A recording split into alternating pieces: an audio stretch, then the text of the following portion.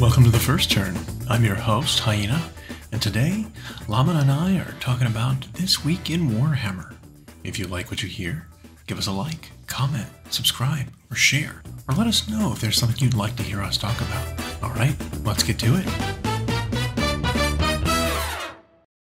Hey, welcome to The First Turn. It's Sunday. It is Sunday. Right on the heels of returning from GenCon. That's right. Llama got to spend the weekend there. I unfortunately did not get to go, which is fine. I had other stuff to do. But you had a great time, and you were just getting ready to tell us about it. Yeah. 4 days that just flew by.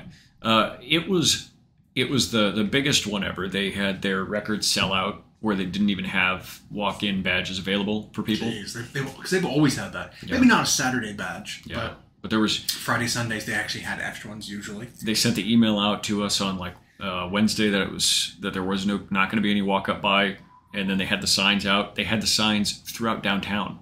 Jeez. GenCon sold out. And so there's the other thing.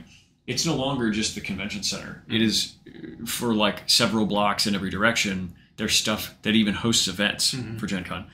So, like the mall across the street could do a GenCon thing because it's so big it's spilling out into the street and into other nearby businesses. Yeah, and just like last year, the block party had moved to the space between the convention center and Lucas Oil Stadium. It was that again this year. They opened it Wednesday night, just a portion of it on Wednesday night, where they had their Sun King Brewery and their special beer, and then the rest of the days, though, it was packed with food trucks up and down the entire length of that street. And then there's a tunnel that connects the convention center to Lucas Oil. And now there are vendors down there. Now they're like ones I've never heard of. And then artists, and then you go into Lucas Oil Stadium and you walk out on the field level, and it was just endless tables of games that were tournaments for various companies. That's absurd. And that's also where... Go ahead. How long before GenCon is too big to host there in Indianapolis? So that was another announcement they made during the event was they signed the contract through 2030 with Indianapolis. Okay. And so right across the street from the convention center, they've demolished some really old buildings and part of the, I think the Union Station thing that's got a skywalk connecting it to the convention center because they're expanding the convention center. Okay. To make this more. Well, I would assume that GenCon itself is paying for the renovation and the new construction because I'm sure it makes so much money for that convention center.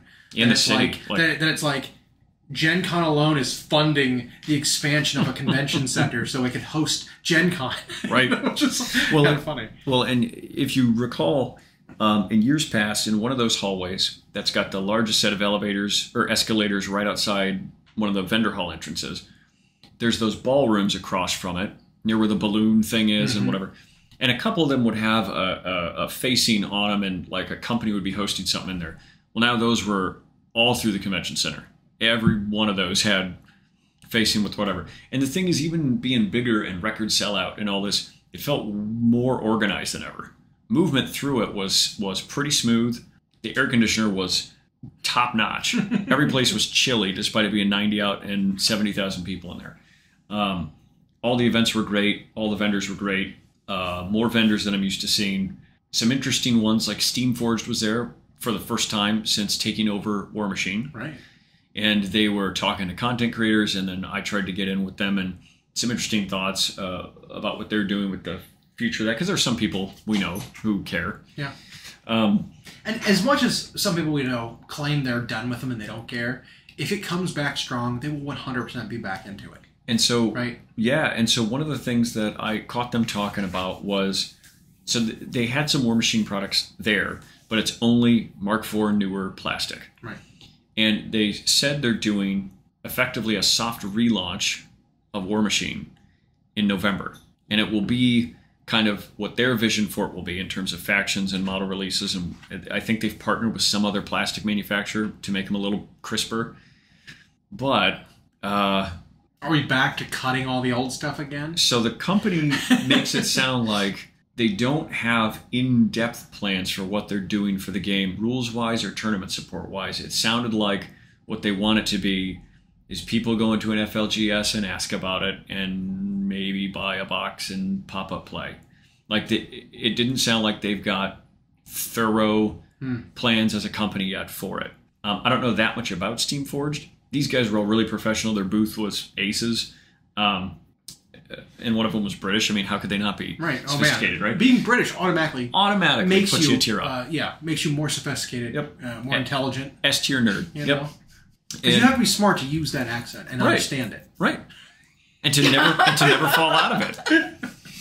And so that it was like vague, but catching those details that they're doing this like relaunch, and so I wonder what that looks like. I wonder if it will exclude all old stuff and they're back to just this. Like, hey, now this is our game. Here it is. And when they talked about they want it to be sort of people buy it because it looks cool, well, that's rarely been, I think, the mindset of what made War Machine successful. And then I heard them say, do we still want tournament players? Yes, but... Oh, that's not great. And it's like, well, that was what made the game. Yeah. Because War Machine was, while it had its issues, sure, always have issues, it was the biggest draw for clean tournament play was that it was a tight rule set. It was very precise measurements. It was everything was defined. Yep. Like there was no ambiguity in really anything. Right, like you were in, you were out. Your ranges. You can't measure. You can measure this. It's like everything was so defined. It was so clean that it was like you don't need an FAQ for anything because the game is so tight. Yeah, and they didn't fill with too many words or frills, and and it was in a time when a lot of other miniatures games were not in that zone. Yeah, they were kind of in a slump. They were. It was vague. They were loose. There was no community support for updating stuff, and so War Machine stepped in and like made a real run at things for a while. Well, they even had press gangers, right? Was that what they were called? Yep. Actual sanctioned community members who would run the events and be official judges. Like I think they were. I mean, besides like maybe Magic, right? Like they were one of the bigger games to actually certify and like have classes and tests to become judges for the game. And that's such a good move. Yeah. But they, we have thought the new plastics look great. They got a great painter to do them, which still showed them off there. And again, the Steamforged booth, I don't know much about their other games. Their whole booth looked really great, but there was a lot of that going around. The Warhammer booth was great. Their feature of the day, their 2 demo tables in their booth were Kill Team and Spearhead. And then... Which again, because this is a convention that caters to coffee table playing, right? So cards and board games, D&D, that kind of stuff. Stuff you play at a small table with your friends, maybe even without visual representations sometimes. That's the kind of formats that you should be showcasing here. And the kind of reveals that we've often gotten at a GenCon type convention is kind of the smaller stuff that caters towards those people. We don't get the big bombshell releases. Like, I don't think GW released anything massive this weekend. Nope. They didn't have an event or anything. But we didn't expect it to. No, because now they do that typically at Nova or at a U.S. Open. Right. And speaking of, so all these booths, there were familiar ones, but there was a lot of rearrangement. And again, it was very well laid out. They had more maps in places. They had more event staff. Had more concessions. A lot of it was really well done. We just had a blast. The 4 days flew by really without incident. As far as what we participated in, aside from great food and doing stuff around town, we all took part, the 4 of us who were there, in a Spearhead narrative event. And so this was where the GW staffer is there, and they kind of just get to decide what happens. It's usually just a fight, but the 4 of you only get to pick 1 unit each. And they've got a smattering of units, so it could be you decide you take Croxagores. I decide I take Chaos Knights. So-and-so decides they take Snake Ladies with bows, whatever they're called. Blood Sisters. Whatever one's in Spearhead, yeah. And then someone takes Seekers or whatever. And so you each get one of those, and then the DM just kind of decides the deployment, and then the pacing, makes up a little story, and then you go. The guy we played with, which we forgot his name, and it stinks because we want to communicate with him. That guy just looked like he was ground into dust, and then we played with him, and he was full of life, and we attracted a crowd. The 4 of us, because 3 of us knew how to play Spearhead, and Moose's wife was new to it, but caught on quick because there wasn't even like scenarios or twists or anything. It was like you're just playing what this DM wants you to do. And he's out of Oklahoma City. And this is what he gets paid to do by GW is fly around and teach the games. And he was having a blast. And so he did this little scenario, and he basically made a spearhead version of Gnaw Holes, where these plague rats were popping out of these things that were in, we had to keep fighting them. But the bummer was, one of our teammates took Skull Crushers, and one of us took Chaos Knights, and both of them rely almost exclusively on the charge. Right. And the way this guy would use the rats kind of made that so they were just stuck. And then when we finally chewed through the rats, the twist was, and he started with Warp Lightning Cannon, which, by the way, nukes one of those guys a turn. But then he did this when we kind of finally chewed through the stuff. He then sprung Screech Vermin King on us, who is not for Spearhead, by the way, for those listening. So he just ignored basically everything on the right side of his War Scroll and just played him as Fight Monster. Well, as a Fight Monster, he still dominates the board. He's 430 points in match play or whatever. Anyway, we had a blast. We then got to, we followed up with him the next day and whatever. And they were doing these prizes. If you participated in the Spearhead event, you shared this little QR code to your thing, and you got in a drawing for the prize was a full Scaventide box for it. So we unfortunately went to dinner and missed the drawing, and so the only guy who showed up won it by default. That is so funny. Yep. That's hilarious. Because if the four of you showed up, you'd have had an 80% chance of winning. Right. Oh, right. Man. All right. But when we went to him the next day, he remembered our names and everything. And that guy had a lot of fun, made it a lot of fun. We had a lot of fun.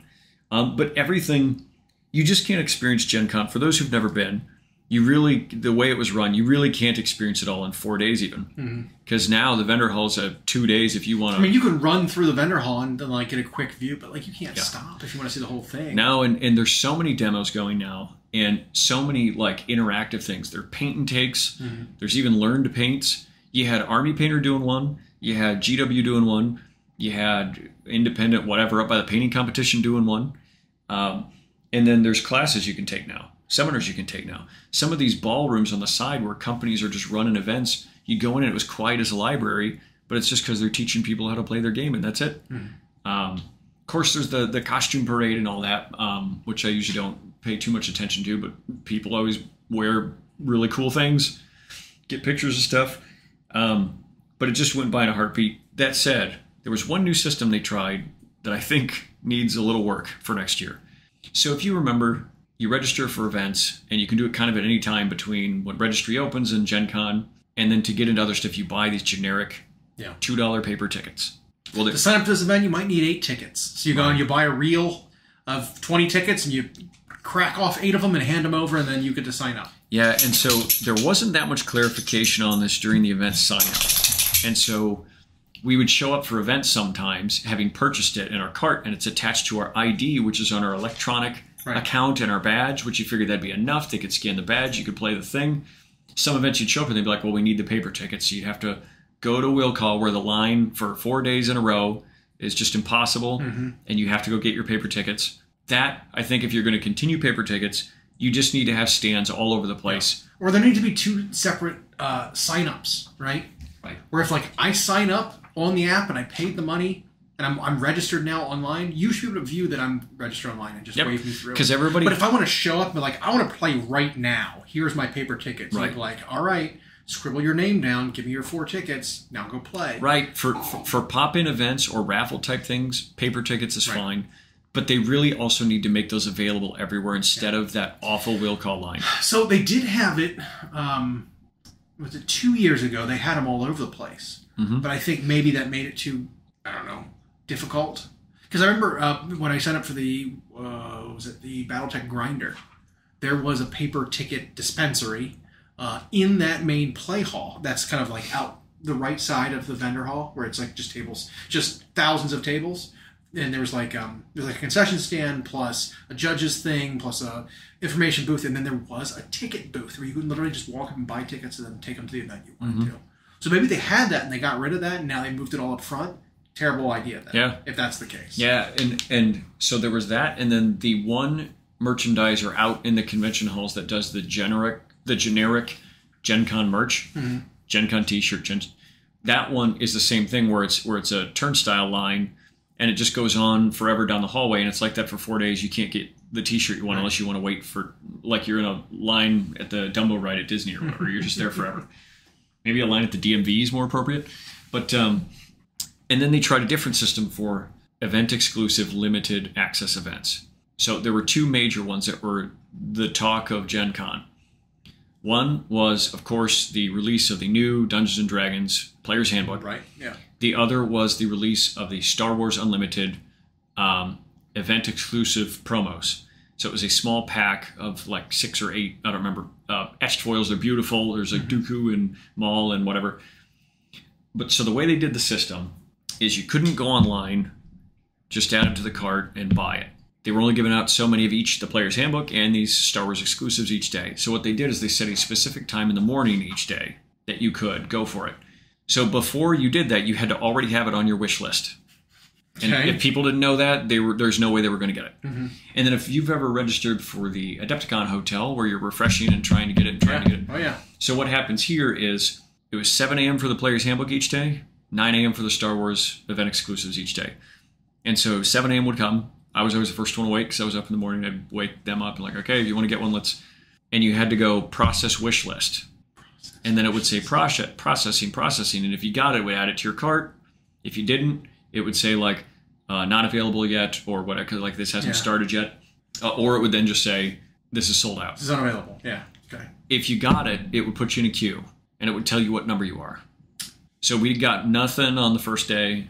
And then when I got one, it was like when I refreshed, it said you were number 151. Well, we knew they were giving out 350 on the day. So there was a chance. Tara refreshed hers and she was like 517, and then the other two couldn't even get in. And so then once it processes your wish list, it says see the results. And you scroll down to your wish list, and then it'll show you like if there's a quantity, or it'll just be red and say it's out. And then it was, or gray and it's out. Well, and then that one day it just said like it was available, and you don't pay for it there. You just check out immediately. That attaches it to your electronic badge, and all you have to do is show up at the badge and you get it. Because they can see you got one on your account when you get there. So the system on their website is terrible on mobile devices, but that's what everybody's doing. You have to do it that way, pretty much. Yeah. Because you're traveling. You're not bringing a laptop and trying to, right. And there's no desktops around on it. What are you doing? So you have to do it that way. It functions awful on the phone. But as far as how that works for them to then be able to scan your badge and see you've got one, that's fantastic. Well, it's clear that that's a proof of concept. They have it. They know you can. We know they can do that. They can pretty much avoid the will call line for most things. Do that for every event now, too. Yeah, if you want to cut way down and save the will call for paper tickets, people who have to roll up in a wheelchair, of course, stuff like that. And so then you can clear that space out and everybody can go do their thing. Yeah. So I got that, and then we were a little bummed because he didn't get the Star Wars Unlimited the first try. His wife got one. And then today he got 2. So, I mean, each person could only get 1, but 2 of us got it. So he was able to walk away with a bunch of those. I got the Player's Handbook. I brought it for you guys because I know you'll use it more than I will. So I was like, share it. Yeah. You know. So I just leafed through some stuff. I do feel like, side note, that there's changes to the previous Player's Handbook. I just didn't have mine to really compare them. It's clearly a bigger book. So hopefully that's all good stuff. But those 2 were the big ones, and that system was tough because they were only giving out a few hundred of each of those each day. People, of course, are trying to scalp the Player's Handbook, which is absurd. Which is hilarious, because there's nothing special about this one. No special. It's not an exclusive edition of it. It's not a convention. And it's going to be out in a few weeks. It's just the one you get in a few weeks, but early. It didn't even cost more. It was just MSRP. Insane. Those Star Wars exclusives, one, though, I could absolutely see. Because those were only gettable here. Yeah. I mean, same thing with like Lorcana. When Lorcana came out last year, it was like, here's the Mickey promo. Well, there they did a worse system of stand in line and hope. Yeah, that was bad. But like that kind of thing, it's just like, you get one, you walk away, you put it on eBay immediately for $380. And it sells immediately. So it's like, it might have been worth it to wait, 8 hours for that. And this year, Lorcana had a much smaller space. Yeah. It's one that kind of fell as fast as it rose. But the Player's Handbook pickup, it was neat. So what they did also to avoid just stockpiles of people showing up to a spot is they told you if you got one on your account there's this window between this hour and this hour. You show up to this place and you get it. So it minimized the line. And it was over in the stadium. So I got to go experience that, which was super cool, just to see how much they're expanding. And then, side note, they open the Lucas Grill, which is their great big like Uber concession in the stadium, to the GenCon people. The workers there are all volunteer, and then like tips and profits and stuff like that go to like nearby school sports programs and stuff like that. That's really good. And they were like way better prices than like the convention center stuff. So it was like, oh, I want a burger. Well, it's only like $4 here instead of whatever. That's pretty good. But overall, it was great. And then of course we stayed at a neat little Airbnb that maybe wasn't enough for 4 people, but it was but magnificent spot, and the place was in good condition. And but I feel like 10-15 minutes from a convention is still completely reasonable. Well, and if you're not staying on site, yeah, that's a range that is like I wouldn't even bat an eye at. Well, and what made that location great, really, was it was on the Speedway side of the city, and so like virtually none of the traffic went that way, and so there were just restaurants all the way out that were not packed, and so we always could find somewhere to eat. The ride home was quiet. No, we didn't have to get on the interstate to go to and from. You just follow that like down the river and then pop right in. I may have found some sneaky secret parking spots from now on to remember with that one. But, every year as a group, we always are indecisive about whether or not we're going to go. Yeah. And then every time I go, it's like, great. Yeah. And so I always want to include it. I know we've got certain plans for next year that we're hoping. Yeah. Don't want to jinx it, I guess. But Adepticon is happening no matter what. No matter what. I mean, every time we've already like reserved stuff for it. Yeah. Like Adepticon's happening. Whatever we need to do to make that happen, it will happen. But late summer is always like, there's a lot of stuff going on. There is. I mean, aside from just like personal vacations and family stuff, there's always like, you've got, in a span of 6 weeks, you've got 5 major conventions. You want to go to all 5? Yes, I do. Can't do it. I can't. I can choose one, maybe a second. If there's enough. But it's like, it's basically just one. Yeah. And so next year, it may be that GenCon takes a break, possibly, to make room for something else, right? Because we do want to try potentially going and seeing something in Europe. That's in October, though. I know, but it's still close enough where it's like, if it's an expensive trip, right? It's like, can't really justify both. Or we have jobs, right? Yep. Being like, hey, I want to take off multiple weeks in a row, like which I may not have done. So. But that can be a thing. Obviously, certain things business-wise happen for us, and we can make some trips happen for reasonable. Then, heck, I would go to 4 or 5 things a year. So would I. Not something every month, then you get burnt. But but I came home to a pleasant surprise. I received a mini in the mail that I wasn't expecting. Well, I might have been expecting it a while ago. Okay. But it arrived. I can talk more about that when I'm sure it's what I think it is. But other than that was GenCon was great. All the food we had. Oh, and we did an escape room. Okay. It was one that wasn't in the convention. It was hosted by a. Have you ever done one before? I'd never done one. Okay. But we went to an actual escape room facility. We had to do this contagion one where there was this weird outbreak and whatever. And so what was funny is they locked 2 of us in one room, and the other 2, plus we had a random guy who was in our group in the third, or in the main room. And we had to kind of solve what we had while they figured out how to get us out. And then once we were out, we had to solve all this other stuff, which then opened a secret room, which then we had to do this chemical mix and whatever. We succeeded in achieving the escape room with 38 seconds to go. Jeez. Out of a 45 minutes? Yeah, or whatever, yeah. Okay. Wow. Yeah. So classic to, sort of thriller survival movie. You saved the world in the nick of time. In the nick of time. So, I mean, it checks out. Well, and it was that guy who was there, the random, he was a trooper because that guy was just solving padlocks all over the room while we were like stuck on. He was just walking around just like clickety click, just solving stuff. And he hadn't done it before. That was stuff he was really good at.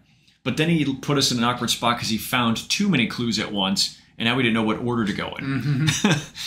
But he had fun with it. When we got to the end, we let Moose do the honors of, like, he had to actually mix chemicals in a thing with gloves on or whatever, and the gloves were all clumsy, and they were like, if you spill any of it, you lose the thing, and he got it. So, yeah, that was fun. Interesting. That seems very elaborate. It was.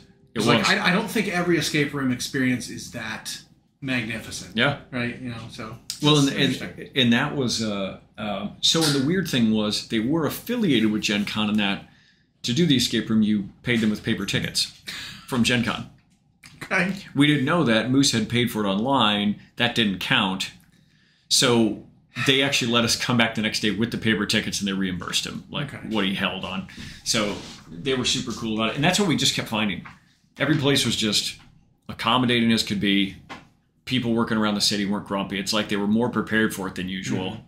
You know, because usually it's a surprise for people that work places. They're like, "Is something going on this weekend?" Right. When we go to a restaurant or something, and it's like, "Yeah." Yeah, I remember like 2018. And then we've noticed in the last couple of years, there's like special Gen Con themed menus at restaurants nearby because they're getting ready for it. Now it's probably like, we're looking forward to this week every year because the people come in, they buy lots of stuff, they spend lots of money on drinks and stuff at restaurants, they tip really well, that kind of thing. It's like, this is a good week, a little Indy, shout out to a place in Indy. We went to this Italian place outside of downtown. That kind of became our theme. Okay. Was to like... I started having... Pepper? Yeah, I started having just like... No. Panic sweats. Okay. Yeah. So downtown, it was almost impossible. Your wait was like an hour plus. And so we would just like, well, we got to go out the speedway anyway. Let's just drive over here and see what happens. And we get to this area that's like, it was really run down. It's now being rebuilt. So they've got like these nice new brick. You can tell they're going to be business downstairs, apartments upstairs. They're not quite finished yet. And then there's this little old building that had what almost looked like a bus stop entry. And we're like, this is the place? It's getting such a... Okay. Well, we go in, and the inside is immaculate. Just fancy. The different wine glasses and the folded napkins, the thing on there. They greeted us just wonderfully, and they, table for four and whatever. And she's like, well, my dining room is full. Would you be okay eating outside? And it was like just pre-rain, so it's like 80 and breezy. And we're like, yes. Take us to this little outside patio, sit us down. And all of the food, every single thing on the menu, top to bottom, scratch made. So the bread and the pasta they make in-house. The sauce they all make in-house, the whatever. And then, but yet the prices weren't to the moon. And then they had really nice wines. The service was through the roof. So how were the prices compared to one of the fanciest restaurants I've ever been to that serves Italian? Niddles and Company. Well, I'll say this: if you go to this one, what was it called? It was like Iozia was the name of the restaurant, but it was first of all, when the server comes to your table and they ask if you're ready to order, and then when you throw something back at them like, well, what would you get, or what do you think of this dish, and they just say something like, oh, it's great, and then you ask them what their favorite, and they're, oh, I don't really eat it, and they're just like. This wasn't like that at all. If you asked them, they were like, bam, this is what you get. But they also didn't badger us. They were just there enough. They bring out the homemade bread that was cut into these cubes with this like oil that they had that was like a chili oil that you dip it in. And then they had charcuterie board that had like 4 different cheeses and stuff on there that were all just with a different kind of crostini bread that they make in-house. Yeah, everything was great. But the menus were like, if you wanted like their carbonara, which they actually made with pancetta, egg yolk, pecorino romano, and house-made pasta, which they went with bucatini. It was like $16-17. So the spaghetti meatballs. Yeah. At yeah, Noodles and Company. Yeah. Because I'm trying. I keep bringing that up because things are more expensive now. That place is extortionate. Yeah. For just box noodles and basically fast food sauce. Noodles. Yeah. What, $2 worth of ingredients and labor combined? It's about $60. Yeah, for that 30 minutes you're there. Yeah. Yeah. So, so very reasonable. It was, and it was like, and some of them would tick up a bit, like if it says shrimp in it, Okay. Yeah, someone $24. and someone got the fettuccine Alfredo, but they give you she asked the option, which we didn't expect. It was like, do you want that grilled or blackened? Blackened every time. And then our cohort, she was like, oh, what do you recommend? That's exactly what the server said. She's like, oh, you go blackened. It's like, okay. Every time. And yet it was like, it was blackened, it was smoky, but it was like crazy juicy, like just super good. And then Moose got a bucatini with an arrabbiata vodka sauce, so it was spicy. And their sausage is house made. That was in it. And then the other lady got... I want to go to there. The other young lady got a gnocchi dish. And the gnocchi, instead of being a potato pasta, it was made from ricotta. And it was like just to die for. It was so good. And so, I mean, there was some stuff like you could get a salmon or whatever, and you get a steak, and those were $54 or whatever dollar plates. But like all the main things, your chicken parms, your whatever, it was like in that like 15 to 25 range, and it was like, and the food was super good. And then the setting was great, and it was quiet because they didn't let the dining room get like crowded, and they bring somebody outside, and yeah, that was absolutely fantastic. It is, I feel like, hard to find. I mean, I guess for restaurants in general, Italian restaurants, good Italian restaurants, are some of the hardest to find. It is. It's really, really difficult because so many Italian places, they really skimp on just. Well, they a lot of them have the equivalent of deep fryers going just with boiling water, and they just run the pasta all day. Like, turns into glue at the end of the day. It's just like fat glue. You're dropping more noodles in. Yeah. This other place we went to didn't win as well for food, but it was the ambiance. So it was called something boat, whatever. I don't remember. Out by a private airstrip, and it was on a lake. And we get there, and the whole thing looks like an affluent country club wedding setting. This place, remarkable, enormous, and you're sitting in these seats where you're looking at a lake with a sunset on it, and there's no like boats or fishing, anything. It's just scenery, and then and everyone was dressed up. No GenConners were there except us. So you guys brought like your fancies to wear to this event? Nope, because we thought of it on the way back to the Airbnb, and so we went. That happens sometimes. You don't think about that. Like usually when we go to a convention, it's like, all right, well, I got some kind of pant. You know, maybe not shorts, maybe not jeans, but I'm wearing some kind of pants. Right. And I've got sort of a button-up shirt of some kind, but it's not a fancy one. Yep. It's a casual, business casual, you know, plaid button-up shirt that you wear, and it's like, this isn't fancy. I mean, this is passable. I'll roll down the sleeves and it's passable. But it's not like, oh, sir, we recommend you wear a sports coat and a tie, you know, to this kind of, like, it's not that kind of, you know, dress. And I had brought like a nice shirt, but we just like didn't stop. And so we just went in, and you know, they still were fine. The food was like pretty good. Most of the place, I think, is that it's like the atmosphere of it is what it is, because you've got seating indoors, and the place is just surrounded by glass windows. You've got seating outdoors right at the lake. You've got another room that's actually kind of cordoned off that has the full bar in it, but like still seating. And so it's almost like three places in one. Again, the property's huge. The food was pretty good. Not as good as that Italian place. Prices were kind of high because it was a lot of seafood. Drinks were really good. That was maybe too strong. They were really good. But so they were good value drinks. Yes. God, that we found that every food we tried was really a hit, except like Saturday night randomly everyone was tired and wanted to go back and order pizza, and it took 3 hours, and then it was bad because the pizza place only had one driver, which they elected not to tell us, and then it was bad. I mean, it was cold, it was stale already, and it was just, you know, but other than that, hit on all food, hit on all events. Everybody had a blast. No one was burnt out at the end. I mean, even Moose, who normally on Sundays just wants to leave, was still wandering around when I left. Like, so, yeah. Nice. Plenty to shop for. That's for sure. And more places were finally having, like, product on site. Yeah, because we noticed that as a kind of a weird thing, right? Like, especially at GenCon, when it's, I don't know, it's such a bigger venue, it's hard to, like, coordinate your product to arrive or something, because a lot of times if you've got a lot of stuff, you have to have it sent freight to have it delivered to their receiving dock. And to, imagine to like set up, the patrons at will call. Those trucks have to wait in the docking area forever. Because like we've gone multiple years now where it's like we want to buy something at like a we walk up to a stall and they're like, oh, we're selling this kind of stuff. It's like, awesome. How much is it? Where is it? And I was like, oh well, we only take orders for it here. We're doing pre-orders for this thing, and we'll mail it to you. It's like, or you go to our website and follow the Kickstarter. Here, take this paper with a QR code, and you'll get 10% off when you go order at our website. Yeah.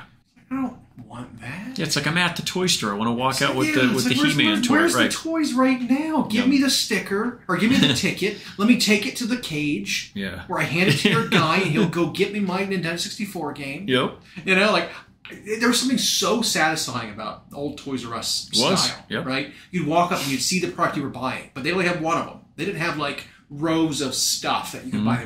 But here's the example of what you want to. Take the ticket, it's got the price on it, go pay for it, walk to the cage, they'll go get it for you and bring it out and hand it to you on the way out.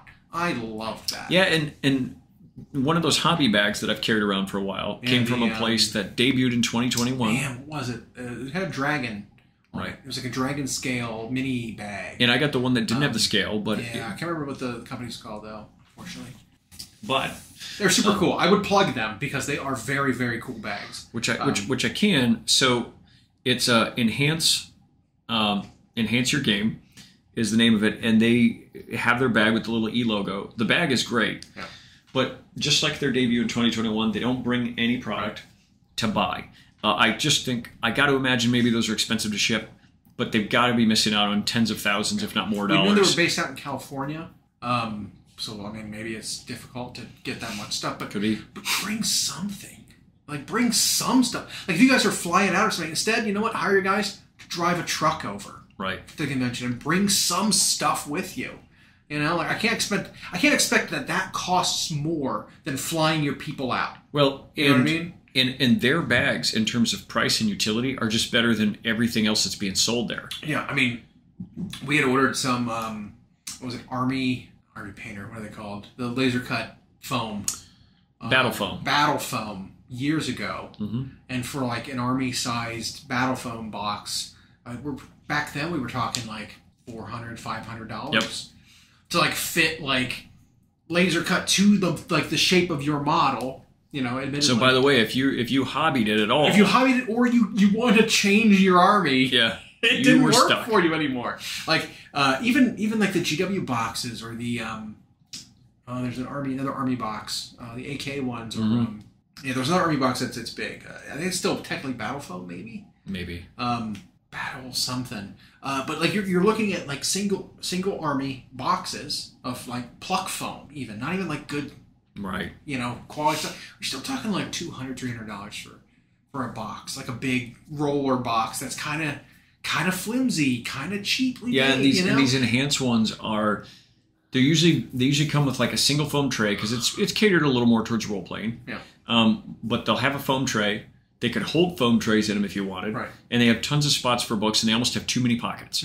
And then it was like, well, their core one like that is like $69.99. I know, it was absurd. Yeah. Because we were looking at it like, oh man, this bag is super cool. What's it gonna run? Like $125? And it's like, oh wow, you'd pay $125 for that? Yeah. It's like $78 or $79.99. And then he would ask us, do you think these are inexpensive? Like too cheap? It's like $79.99. Here's a 15% off coupon. So when you went and ordered it, it was like $70 total. It's like that was the most valuable like miniature bag I've ever seen. Yeah. And they've shown they had examples of new product this year that they have, and then if you took their promo code to the website, you get 25% off. So it's like the deal's really good. I might get another one. They had a messenger style one, and it was like. I remember last time though. I still wish they had the deal was only good up through the end of the GenCon weekend. So it wasn't like I'm gonna sit on this for a while. It was like you need to go buy it by the end of the weekend, by the end of the convention, where the code's no longer good. Right. So it's like, okay, I see what you're getting at, but like I'm buying it at GenCon, but not at GenCon. Right. You're buying it, but it's similar to like you walk up to the GW booth and you want something, and they're like, yeah, we still make that. Oh, we don't have any. I can order it for you. And it's like, no, right. I don't want you to order me this Forge World model that is more expensive here than it is on your website. Yeah. It's just so you can send it to me.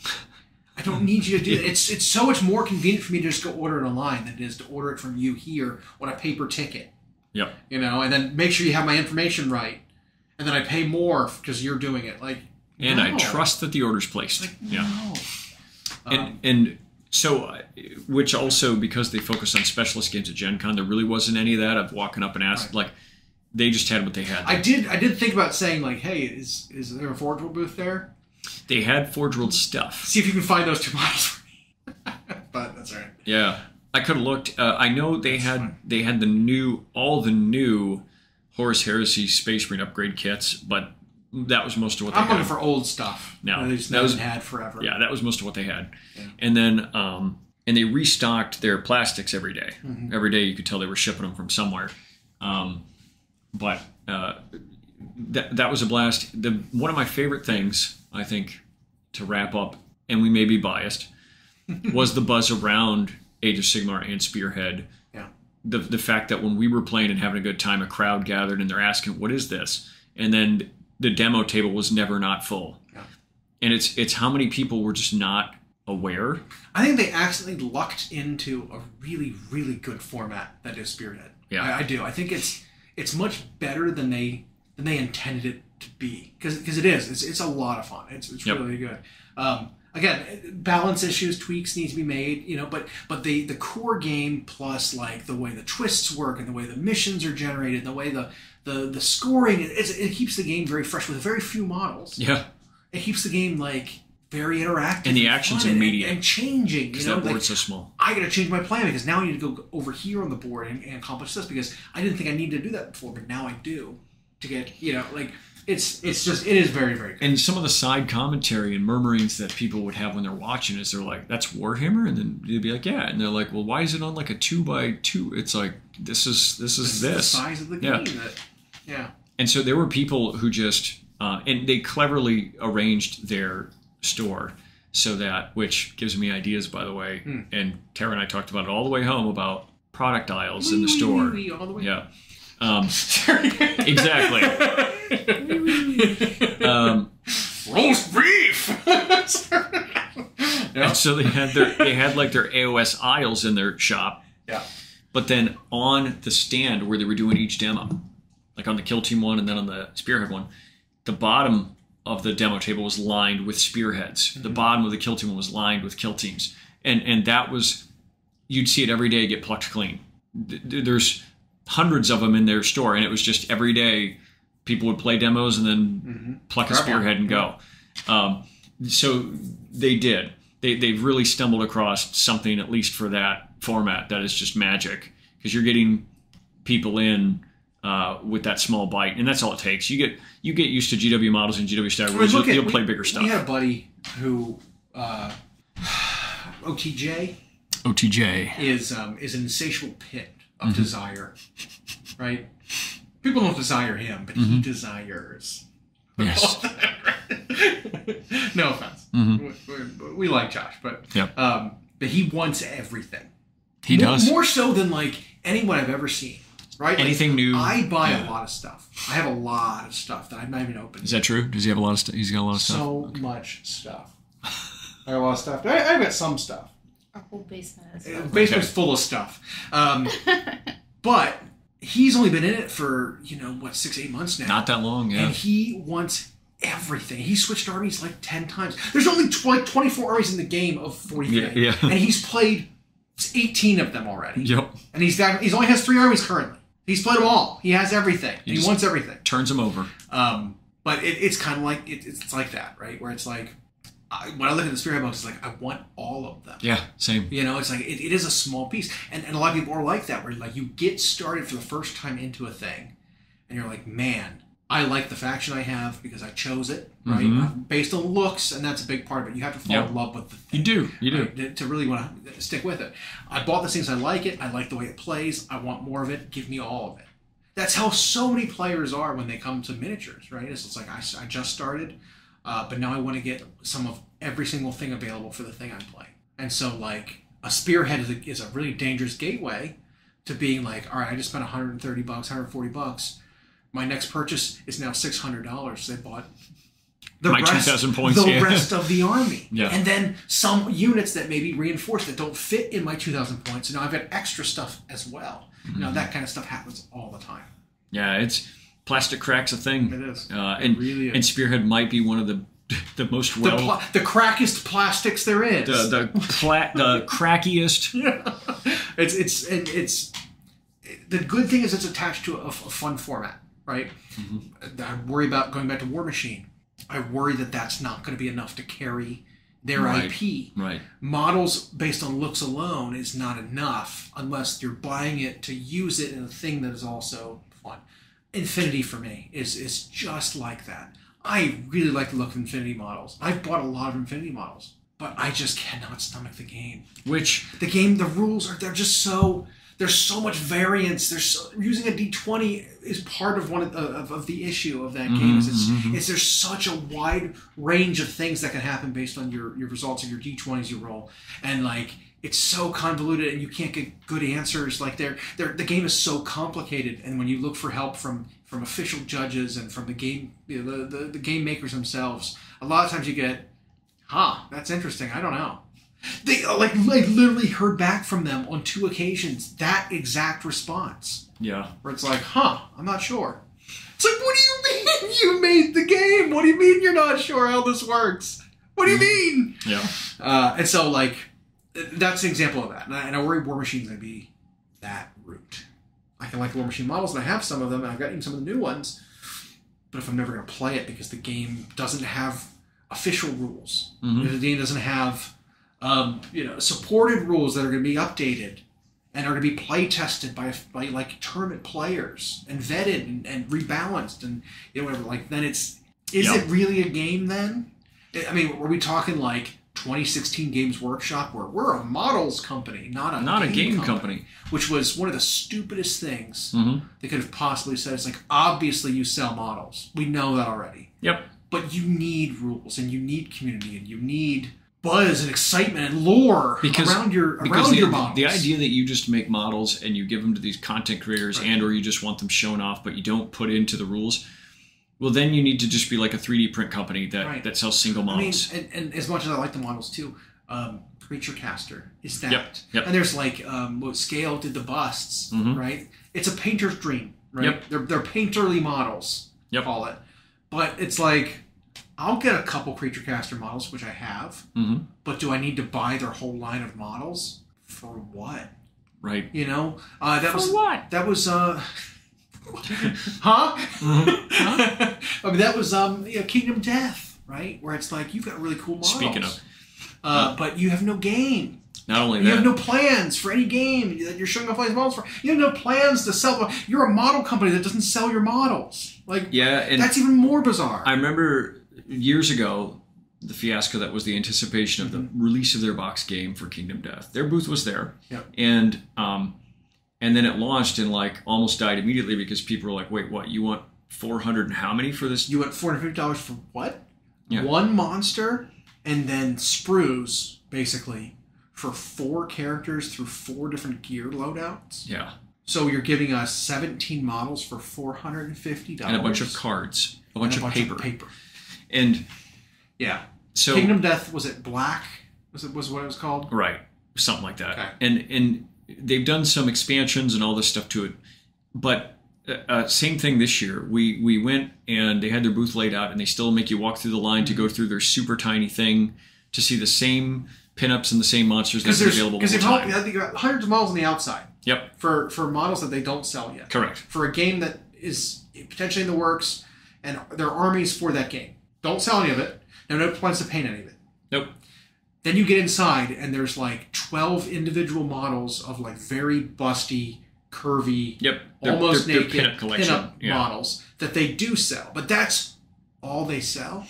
It's super weird to me. Yeah, and they sell stuff that was a part of the original lineup, but it's the same monsters we've now seen for almost a decade. The penis monster and the birthing mouth demon and everything with a baby face on it. Everything with the guy with the baby face boobs. Right. It's weird. It's weird stuff. And so they had those same ones on the outside that we thought were cool looking. They've got them as factions, is what it sounds like, and each one's got a leader and a theme. And I think that's how it was before. They were themed to different deities or like arch beings, arch entities, and they were all themed. There was like a beetle themed one. There was and so they had themes to them. Yep. And their factions. The only new release of this was like Frog Dog or whatever it's called, and he was just a weird toothed frog monster. But I went in and talked to a guy, asked him the same question I asked him last year and the year before. I was like, so those armies are on the outside display, those 4, and he starts, before I even finish, he starts shaking his head. He's like, we're looking like spring of 25, maybe. Okay. So, still no idea. Yeah. So spring of 25 rolls around. We talked to him at Adepticon. What are your plans? I don't know, man. Q3 25? Right. And we talked to him at GenCon next year, and he's like, man, I don't know. Spring of 26? Right. It's going to be that all over and over again. It's like, these are eye candy for just to draw people in. And it happens. People come up and they ogle those models, but you go into the store, those models don't exist. Yeah. And we have this one. We have Naked Night Girl. Yep. With Lucerne Hammer. Right. It's like, I don't want that. Yep. I'd be embarrassed to paint that.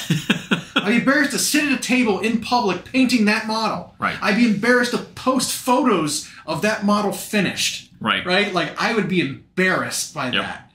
Give me the full-clad plate armor knight guys. 4 of them that are outside on the thing. That's what I want to paint. Yeah. Yeah. It's really, really weird. So it's like, so model companies is what we got onto with this, is it's like, it's not enough. Arena Rex is they're going on like 6-7 years now with nothing 7-year new. Streak with 0 new models and the same 4 guys running and selling the same exact things. Yep. Running the same demo. Yep. In the same little arena. Yep. It's wild to me. But it's like it's kind of like that where it's like you need more stuff. You need to have me or give me a reason to get things. And there was one company that did, and I didn't think it would matter. Mantic has had that Halo Flashpoint game in the works. They demoed it at Adepticon. Yep. We played it. It was fine. I don't like how simple it was. Right. That's a big complaint of mine. Is it's like I got some board games that are kind of like that where it's like, well, if you're in this area, you all count as being in the same spot together. Yeah. So it's like there's no ranges. Nope. You're just 2 areas apart. Yep. It's like, I don't like So that. they claim their plans are to transition this eventually into a full-scale miniatures game. Right. But their starter box is going on sale in October. Okay. They let people at GenCon, and this was a brilliant move, they let people at GenCon buy it. Okay. And instead of $100, it was $75. But I think they did some of that a little bit of Adepticon too, where there was something they were selling. You could letting people take it. It was like the Spartan box. It was like 10 Spartans or something. Yeah, and this was just like the base game with the 6 and the boards. Okay. But it was $75, and I picked that up just to work on some Master Chiefs. You know, why not try some different Spartan? 5 different Master Chiefs. It's Halo Reach, right? You make that cover, right? Maybe make a diorama. And then in closing, we also did a couple of our people participated in the GenCon general painting competition. Did you take your Orc of the Forge? I did. He's unfortunately currently broken. Oh. Wasn't their fault. Womp womp. It was and Moose Tara brought one creature caster, and Moose brought his creature caster, and he also brought, I didn't know this, his Yellow Infinity suit. The Yao Tang. What is it called? I don't know. The samurai like ninja katana infinity tag. Yep. Yeah. And so here was a great thing. We all got silvers, so whatever, which we kind of expected. But Moose got Best Infinity, which that was a pleasant little add-on, you know. Mostly because he painted that like 10 years ago. Yeah. Which I think is hilarious. Yeah. And then he also won Best Creature Caster. Yeah. Our group got 3 years in a row. Our group of like 5 painters got it 3 years. 3 years in a row. Best Creature Caster. Yep. What did he submit? Because I know he was talking about not really having a good idea of what to bring for Creature Caster. Well, so there was our mistake. Is like we since Adepticon. It's weird how fast time has gone. Yeah. Since Adepticon, we've only thought about like Golden Demon and stuff like that, and projects for content. And all of a sudden, we were 2 weeks out, 3 weeks out, maybe from GenCon, and we were like, the painting competition. We forgot. Do we want to do anything? So I just took Orc of the Forge, who was not really done, but entered it, silver ribbon, whatever. Tara painted something in 3 weeks. I don't remember his name, but his like spine showing. He's got a mouth for a chest and whatever. He's some kind of an abomination. Yeah. With mutated bits. And this was her first time entering this event. Got a silver. Yeah. And then Moose took a guy. So, but we will preface it with this before you get there. This is a merit-based painting. It's a merit-based painting competition. So they qualify the level of your paint job based on how well they think it's painted. Yeah. So there were probably a couple dozen silvers. Yeah, there were like 40 silvers. In every single category. Yeah. So when we say I got silver, doesn't mean I got second place in this painting competition. It's very different when you get gold. Right. That's actually like, because then they only were doing about 2 per category. They would do 2, and one of them would be the best in. He entered. I loaned him a guy who looks very nurgly with like 3 cleavers. He painted that one. Oh yeah. He's got like his dead brother hanging off of his belly. Yeah. It's like conjoined twins. It's like what's that guy in Total Recall? Like, but yep. but he's a big fat guy with lots of cleavers, and he did that one and got best creature caster. So our team's gotten it 3 years running. Well, I need to do it next year then. We got to keep doing it now. It's like a thing. I have 2 creature caster models. Like I said, I've got a couple bigger, like medium-sized ones. It's not one of the large ones. It's like Plague Angel size. Yeah. I've got 2 like medium ones. The large ones are a bear, and I've grown less interested in them because. What if I had 18 months? I could get it done. No distractions, no whatever. Yeah. Nothing else on my plate. Yeah. So that was like Gen Con in a nutshell. Exhausted, ready to have one day where I'm going to be off before I have to travel again. This time by plane, but lots of fun. Yeah, really wish you could have been there. I'm glad it was a good time.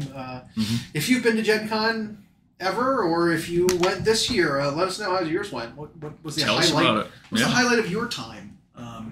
We'd love to hear it because, like you said, it's such a big thing. It's such a big event that it's like no 2 people see all the same stuff. No, usually we take time to try to go and visit a zoo.